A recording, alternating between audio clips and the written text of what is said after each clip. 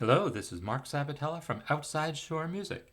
In this video, I want to talk about one of the kind of oldest and most historically important alterations that we would typically see to chords. And what I'm going to talk about is the flatted ninth on a dominant seventh chord. I've been talking about harmonic color lately, and this one is a super important one historically. And sometimes this takes people by surprise if I say the flat nine on a dominant seventh is really old historically, because we think of things like this as jazz things. Well, this is not the case at all. You can find examples going all the way back to the Baroque era, but what we're looking at here is Beethoven Waldstein sonata. At least I'm attempting to pronounce it in German there.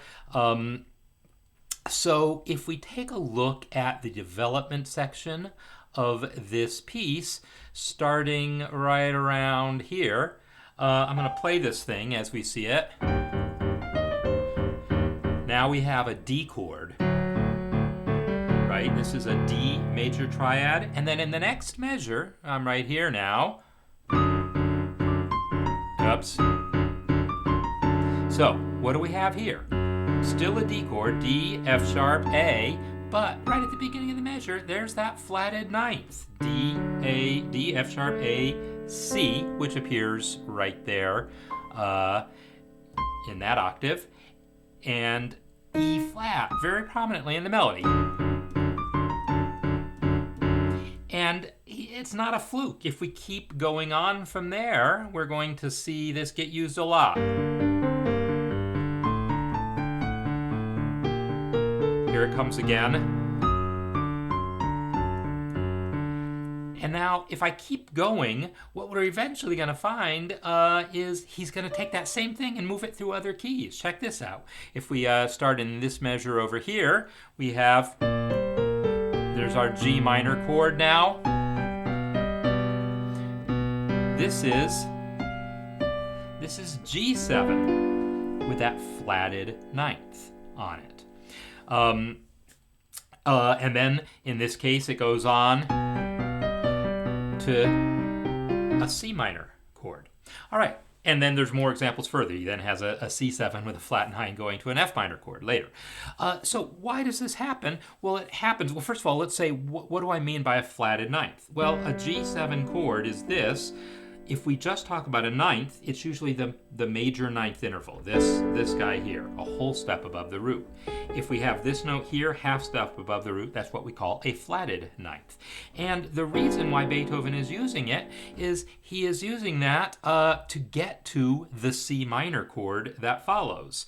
So this chord here is resolving to a C minor chord. And if we think about the key of C minor, it has that A flat in it, right? So that flat nine helps us connect to the minor key. And the same thing in the previous section of the piece where it was a G minor, and then he has D7 with the flat nine resolving back down to the G minor. Again, the key of G minor has that E flat in it.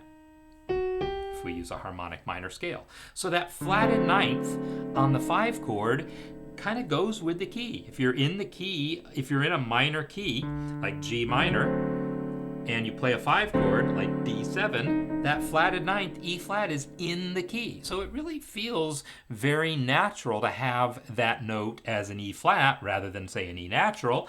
And it just really creates an interesting bit of tension. And dominant seventh chords are all about tension, all about that resolving to one.